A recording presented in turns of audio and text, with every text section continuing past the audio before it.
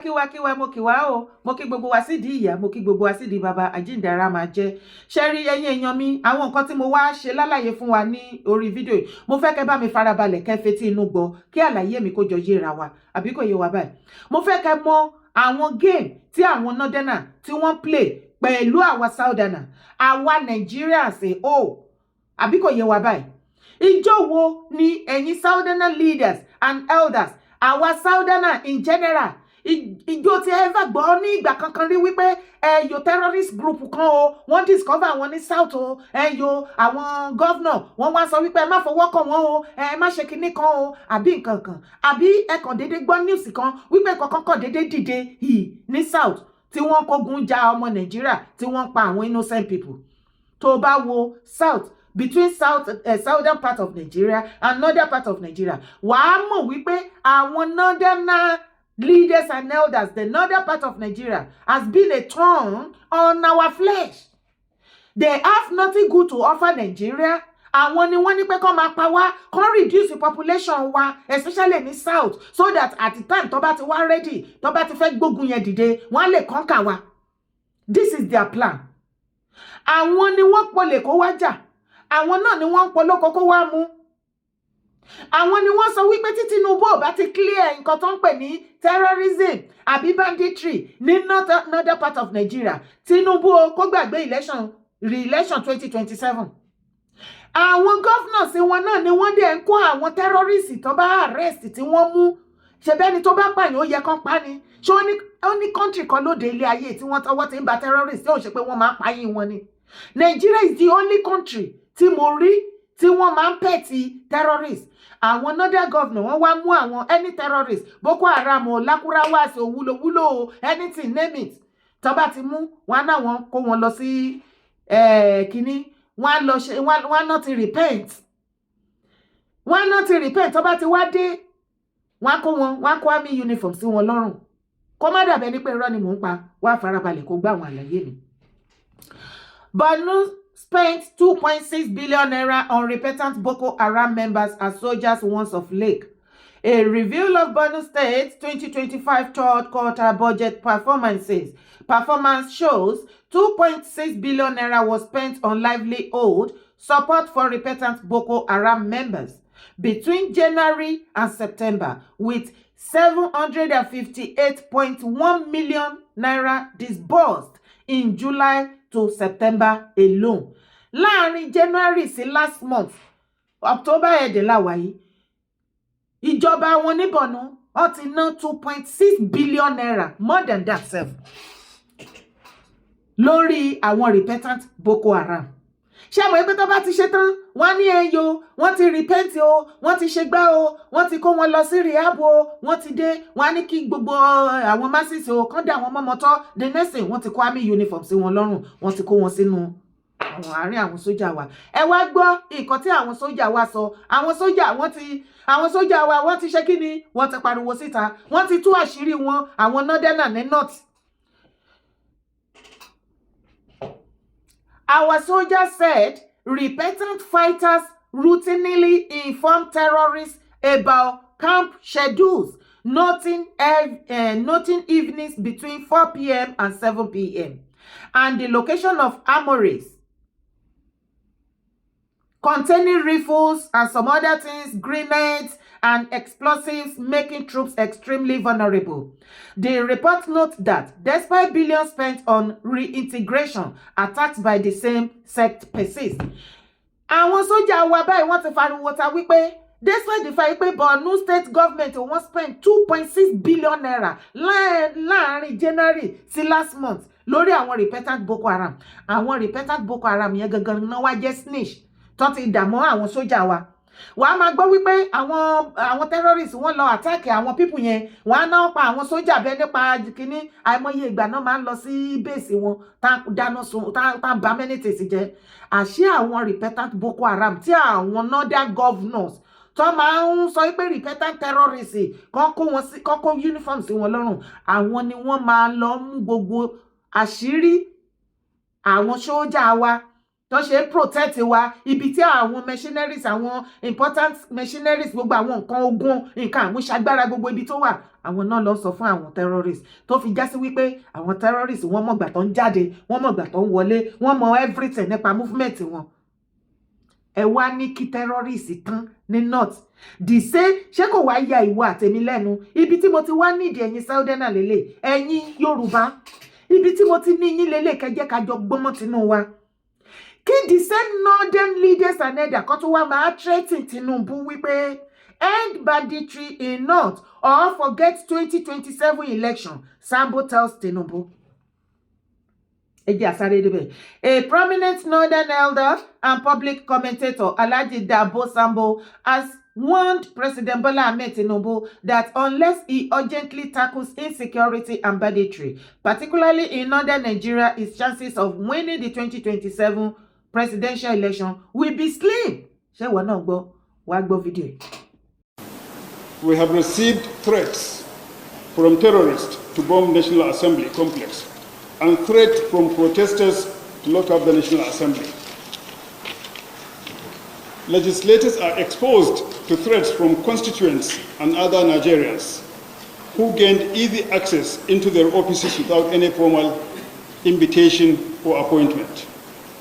It is obvious that with the ongoing security challenges, if proper measures are not taken, legislative activities will be truncated in the National Assembly, and if activities are thwarted, there will be no representation, no oversight, no annual budget, there will be no plenary at all.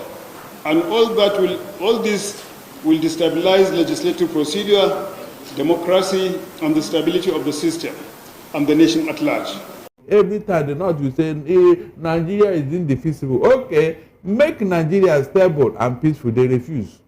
If it is Christians that are doing this and they are doing in the North, will he still say what he said? They would have been shouting Araba, Araba, Araba like they did the first time.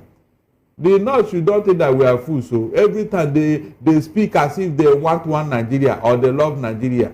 If you love Nigeria, is it not Northerners that went outside there to bring terrorists into Nigeria? No, tell me. Ṣẹ́tìrí, house ni wọ́n ti sọ ọ́, ẹ̀rù ń bà wọ́n. Wọ́n ní àwọn youth ń threaten wọn, àwọn House of Rep. Wọ́n ní Nigerian youth ń threaten wọn wípé wọ́n bọ̀ wá ṣe kinní yẹn fún wọn ní house ńbẹ̀. Wọ́n dẹ̀ ní àwọn terror náà wọ́n ti fi mẹ́sẹ̀jì ránṣẹ́ sí wọn wípé wọ́n bọ̀ wá ṣàlò wọn pé ṣé àlàáfíà lẹ́wà ní house. Òun ló ń fetí gbọ́ yẹn. Kí ló dé tó ṣe jẹ́ pé kò sí any same country tí mo mọ̀ láyé tọ́wọ́ wọn bá ba terrorists wọ́n máa wipe wọn dànù ní Nàìjíríà nìkan ni mo rí government Nàìjíríà ni mo rí tó ń fọwọ́ ra orí terrorists. The same northern leaders and elder náà náà bọ́ síta tán ní kí Tinubu ó ní láti clear terrorists àti banditry before 2027 election àìjẹ́bẹ̀ kó gbàgbé second term. The same terrorists tó jẹ́ wípé tán bá arrest ẹ̀yìn náà lẹ́ máa lọ kó wọn níbi tán bá tì wọ́n mọ́. Tẹ́ máa ní kó má fọwọ́ kàn wọ́n, tẹ́ máa tún kó aṣọ sí wọn lọ́rùn, tẹ́ máa lọ kó wọn lọ rehab. Alhaji Sambo emphasized that insecurity remains the greatest threat facing the country with lives and property constantly at risk. But you are the one, ẹ̀yin lẹ sìn wọ́n now. It is the same northern leaders and elder ni wọ́n fẹ́ kí terrorism kó stop nínú Nigeria because wọ́n ní security guide tí wọ́n ní. Àwọn ni wọ́n fi terrorize in Nigeria. Wọ́n mọ̀ọ́mọ̀ kó wọn síbẹ̀ láti máa fi tension any president tó bá jẹ ní. Ìgbà tí Buhari wà ńbẹ̀ ṣé wọ́n fi terrorize ẹ̀ ìgbà tí ó fẹ́ lísì sọ́yìn wọn láàrin ìgbà kan. Ìgbà tí Jonathan ṣe bẹ̀rẹ̀ Boko Haram, Chibok girls. Ọ̀nà tó ti threat Tinubu báyìí sì yí pé coming 2027 láwọn tó jẹ́ wọ́n mọ̀ wípé àwọn ni wọ́n sìn wọn kò síbi tí terrorist ń lọ. Gbogbo terrorist group ayé ibo ló wà ọ̀dọ̀ wọn not. Yet ẹ̀dẹ̀ sọ bó ṣe arrest wọn ẹni kan lọ káṣọ uniform sí wọn lọ́rùn káràlú dà wọn mọ́mọ́tọ́ ẹ̀yìn kan náà lẹ́tún threaten president wípé tó yóò bá wipe wọn off àwọn ò nígbà kó come second time ẹ ti ẹ̀ wá lọ second time ẹ̀ lọ second time bàbá ẹ̀yin ni the best candidate fún tó lè face àwọn people yìí ẹ ṣe kíní yìí náà ẹ face wọn kẹ́ gbà wá sílẹ̀ you are the last hope tó ọmọ Yorùbá ní bàbá Tinubu mo fẹ́ kẹ́ mọ̀ yẹn. Tẹ́ bá fail, tẹ́ ló target, tẹ́ play game, bó bá jẹ́ yẹn nìkan náà lẹ lè ṣe fún wa. nígbàgbé yín lálẹ́, history will never forget you bàbá. Ẹ pín Nàìjíríà sí méjì, tẹ́ ẹ bá lè pín Biafra fún Biafra, Yorùbá nation fún Yorùbá nation, Arẹwà fún Arẹwà, ẹ ṣá sí méjì. Ó máa ó easy bàjẹ́. Ìyẹn ò sí wípé èèyàn kan ní wọ́n lára. Ṣebí ẹ pín Nàìjíríà, a kàn ní kẹ́ pín sí méjì ní northern part of Nigeria and southern part of Nigeria. Kí ló difficult inú yẹn? Ṣebí Nigeria one Nigeria lẹ́lẹ̀ like bàbá Tinubu. You are still in your one Nigeria now. Ṣùgbọ́n àlùbàtà ìdarin wàhálà yìí pọ̀. Wàhálà yìí pọ̀ bàbá. Okay o. Wọ́n tún tẹ̀síwájú ó ní, if President Tinubu refuses to wipe out the security challenges, he will definitely not win the 2027 election. He warned, drawing parallel with former President Goodluck Jonathan's defeat in 2015, which he also attributed to unchecked insecurity. The era of cartoon, noodles, and salt distribution during campaign is over. He said, people want security and food. Without this, they will not vote, he said. Ṣé báwo ni ẹlẹ́ need security and food? Ẹ̀yin náà lẹ́dẹ̀ àwọn ọ̀rọ̀ àwọn people ti wá first to everybody. Báwo lẹ ṣe máa need security? Àwọn tí ó ń pa yín, insecurity is in your hand. Ẹ̀yin gógó lẹ́ àbí kí ni kí n tún sọ? Ẹ wo olóbùkún làwọn ẹ̀wọ̀ ará bíi bàbá Tinubu. Ní ìgbà tí wọ́n dì yín lọ́wọ́ mú tó tún fún yín lẹ́gba wípé ká ẹ bọ́mọ wí. Ẹ lè fọgbọ́n ṣe. Any terrorist ẹ bá mú sìn. Ẹ ṣe kinní yẹn fún wọn kẹ́ jẹ́ kójú wọn bó not. Ṣé báwọn náà sọ pé tẹ́ bá clear terrorist wọn ò ní jẹ́ kẹ́ rí second term ṣe. Kò sí wàhálà. Ẹ clear gbogbo wọn. Ẹ clear wọn dànù. Tẹ́ bá fẹ́ ṣe ẹ rí ṣe. Ibẹ̀ ni kọ́kọ́ là ń lọ ẹ̀yin èèyàn mi. Ẹ gbà wá o. Olúwa gba ọpẹ́ wa lọ́wọ́ lórí ká fún ọwọ́ kan ká fún yàn ní gift.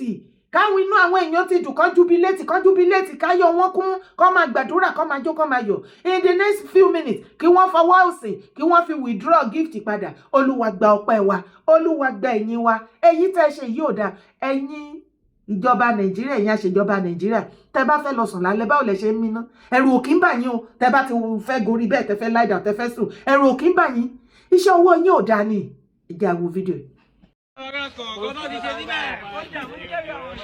Ṣé ti rí ìyá yìí fún wa ní transformer àwọn fẹ́ wá gbé padà àwọn olè? Ìyá yìí ò lè fún yàn kan kó gbà padà o, àwa mọ̀ o. Ó fún wa transformer, ìyá yìí fún wa wọ́n fẹ́ wá gbà padà. Wọ́n fẹ́ wá gbé, wọ́n ti gbé mọ́tò wá ti lé wọn lọ o. Àwọn olè. Gbogbo yẹn sọ̀rọ̀ o.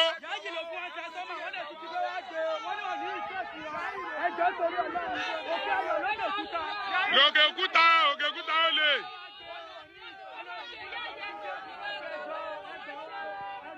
Ẹ ràn wá lọ́wọ́ o, olè ni wọ́n o.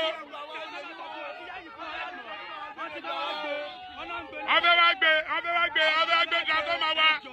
Ọbẹ̀ wá gbé transformer wa. Ìyá yìí fún wa ní transformer, ọbẹ̀ wá gbé. Àmọ̀ pé ìyá yóò lè fún yàn kan kó tún gbà padà o. Ẹ gbà wá o. Wọ́n láwọn ò ní wáyé sọ ẹ fún wa o. Because wọ́n ti kiri ọba kí wọ́n ti wà àwọn ọmọdé tó ní ọjọ́ mẹ́ta iṣẹ́ federal government.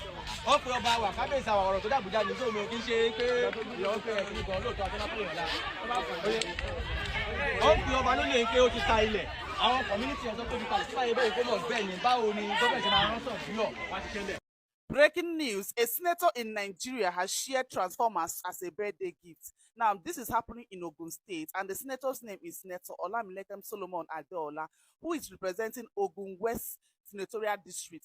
Now, he's shared 102 transformers to 435 communities in Ogun State. And according to him, it's a personal empowerment initiative. That means that it came from his pocket. Now, as a result of this, ICPC, the EFCC has launched an investigation to know why a senator that is receiving monthly salary will share transformers, 102 transformers, to 435 communities in Ogun State. Now, after the investigation, the result of the investigation will shock you. They discovered that all these transformers were provided by the federal government, which they hoard in the past. And during his birthday, his 56th birthday, he now brought it out and said that it came from his pocket, and he shared 102 transformers as birthday gifts. Now, this simply means that some of the things that were provided by the federal government, most of these senators, they don't share it, they hold it aside and leave it for their personal interests. Now, this is his 56th birthday, and in order for him to celebrate it, he brought out 102 transformers that were provided by the federal government and convinced the people of Ogun State that it was a personal empowerment initiative, which means that it came from his pocket. But after the investigation was launched, it was discovered that these 102 transformers were not actually provided by him. It was provided by the federal government to the communities of Ogun State. Oni Olomu road to Old Bank. Ọ̀nà tí wọ́n sọ pé wọ́n ń ṣe drainage tí wọ́n sọ pé wọ́n ń ṣe òun lẹ̀ ń rí. Oni ẹ wò ṣé drainage lélẹ̀ tí wọ́n kàn fi cement tí wọ́n kàn fi ń pa ẹ̀gbẹ̀gbẹ́ láró. At the end of the day, in no time ó máa wó lulẹ̀. Wọ́n dẹ̀ máa sọ pé àwọn ti ṣe ọ̀nà fún àwọn ti ṣe drainage fún wọn ní Olómù. Ṣé ẹ ti rí báyìí? Tẹ́ bá lọ wo level ohun tí wọ́n dà sílẹ̀. According to ohun tí wọ́n sọ, wọ́n ní owó tí wọ́n sọ fún wọn, owó tán fún wọn gan. Now ẹ jẹ́ ká wo level ohun tí wọ́n ṣe. Ẹ wo level. Ṣé ẹ ti rí level kọ́tà tí wọ́n sọ pé wọ́n ṣe. Level tí wọ́n sọ pé wọ́n ṣe lélẹ́yìí o. Ṣé ẹ ti rí? Wọ́n kàn mú iyẹ̀pẹ̀ yẹn, cement yẹn, wọ́n kàn da cement yẹn, wọ́n kàn fi wọ ilẹ̀ yẹn, wọ́n kàn fi paláró. Nígbà tí àwọn òjò tó heavy bá bẹ̀rẹ̀ sí ní wọ̀, in no time ẹ máa rí pé ó máa bẹ̀rẹ̀ sí ní hù ni. In no time. So this is just a camouflage project. This is not a project, just a camouflage. There's no project here ní Olómù Old Bank, Olómù Road sí Old Bank. Gọ́tà tí wọ́n sọ pé wọ́n ṣe drainage, it's just a camouflage. There's no project going on there. So this should be noted. Ẹ wò ẹgbẹ́ eléyìí already ó ti dí pa already ẹgbẹ́ ti dí pa. Kò síbi tí iyẹ̀pẹ̀ kékeré cement kékeré ló kàn máa wọ ẹgbẹ́ yìí tí wọ́n dẹ̀ sọ pé àwọn dẹ̀ ń tẹnumọ́ wípé 7.3 ó ní ọ̀nà rídì tí àwọn ṣe gbé kọ́tà yẹn kó omi tó yẹ kí kọ́tà wà tá ṣe gbé kọ́tà wá sí ibà. Náà 7.3 ọ̀nà tó ń sọ pé kán ṣe ẹwù jẹ́ bọ́ọ̀nà yẹn ṣe kéré. Ọ̀nà yẹn sì ó ti kéré, wọ́n ní 7.3 náà ní pé wọ́n ṣe síbẹ̀. Náà ẹ wo ẹgbẹ́ yìí náà the same thing. The same thing. For God's sake. And this is the project tí ẹ ti gba millions or billions lé lórí tẹ́ ẹ sọ pé ẹ ń ṣe. How much do you allocate to the contractor? Then you need to come and give ẹ wo bó ti lọ. Then nígbà tẹ́ bá ṣe project tètè báyìí lọ. Oh my goodness. Oh my. Senator Yayi, Baba Yayi, àwọn information tá à ń gbọ́ nípa yín lógùn state. Information dáadáa ni, ìpè ń ṣe gudugudu méje yàyà mẹ́fà. Báwo ló ṣe wá jẹ́? Ọ̀pọ̀lọpọ̀ ni wọ́n ti ń deny pé irọ́ kò lè jẹ́ yín ni. Báwo lẹ ṣe fọwọ́ kan fún àwọn èèyàn ní gift tẹ́ ẹ fọwọ́ kejì tẹ́ fi ń withdraw ẹ̀ padà? Wọ́n lè fi máàkì birthday yín pé give out òbítíbitì ọ̀pọ̀lọpọ̀ àwọn transformer kí àwọn èèyàn lè rí ná, káwọn náà kọ́ máa fi ná, kọ́ máa enjoy ìgbésí ayé tí everybody yẹn enjoy.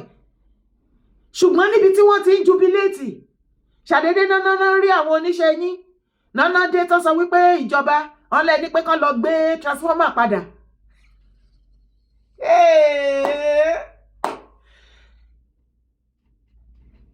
Kí ló dé? Ó ní mo ṣe béèrè lọ́wọ́ ẹ̀yin tẹ́ ń ṣèjọba Nàìjíríà tẹ́ bá fẹ́ lọ sùn lálẹ́ báwo lẹ ṣe ń sùn ẹ̀rù ò kì í bà yín pé tẹ́ ẹ̀ bá jí sáyé mọ́ iṣẹ́ wo lọ ikú fẹ́ ká mọ́ yín lọ́wọ́.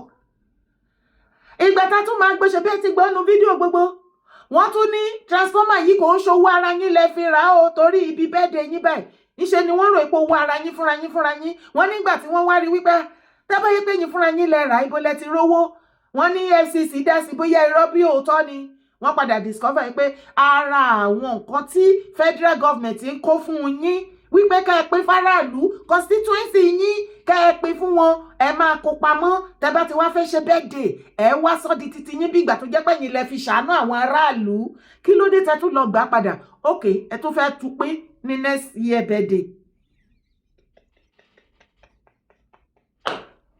Ibẹ̀ ni kọ́kọ́ là ń lọ. Senator Yayi, kí ló dé? My senator. Senator.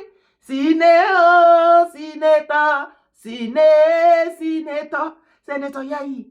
wọ́n ní ẹ wo gọ́tà tẹ́ là wọ́n ju nǹkan sí yẹ̀pẹ̀ lásán ló wà bẹ́ẹ̀ ẹ̀yin tẹ́ ṣiṣẹ́ yẹn a máa gbé yín ṣépè ló máa pa yín olóbùkún ló pọ̀jù láàrin yín o kí ló dé tó jẹ́ pé kò sí títì tó dáa nídìí Ògùn ojúgbà mi tì fún gọ́vnà Dàpọ̀ Abíọ́dún eléyìí of Ogun State abẹ́yìn orí bí gbogbo ọmọ Ogun State ṣe ń ṣe fídíò ni kò sí róòdù kan báyìí tó gùdù ní Ogun State èèbà sẹ́nitọ́ Yayi ẹ̀yin náà tún ṣe ti yín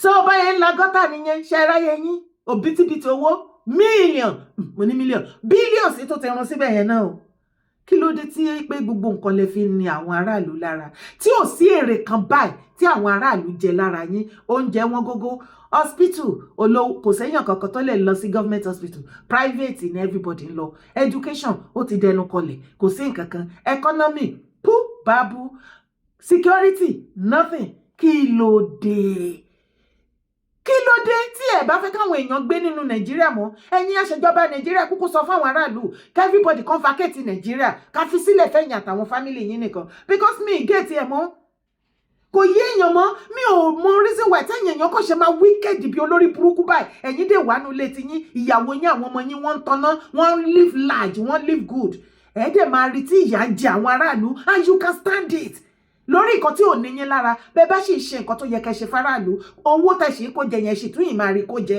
ṣé wọ́n ní tẹ́ bá ti dórí àpèrè wọ́n ti gbé orí ipò tán fún gbogbo yín ṣé wọ́n ti gbé ṣépè ní pé tẹ́ bá ti débẹ̀ kẹ́ má nífẹ̀ẹ́ aráàlú torí ó ti ń jọ bẹ́ẹ̀ bẹ̀rẹ̀ látòrí president ti dórí councillor tó bá ti dórí post yẹn wọ́n kì í ní ìfẹ́ àwọn aráàlú hatred burúkú báyìí náà máa ní sáràlú bẹ́ẹ̀ ni kí nǹkan burúkú ṣe aráàlú ìyà ṣá ẹ̀ ní jèrè gbogbo yín tẹ́ fi ìyà jẹ wá má gbàgbé láti bá mi share video drop your comment bye for now.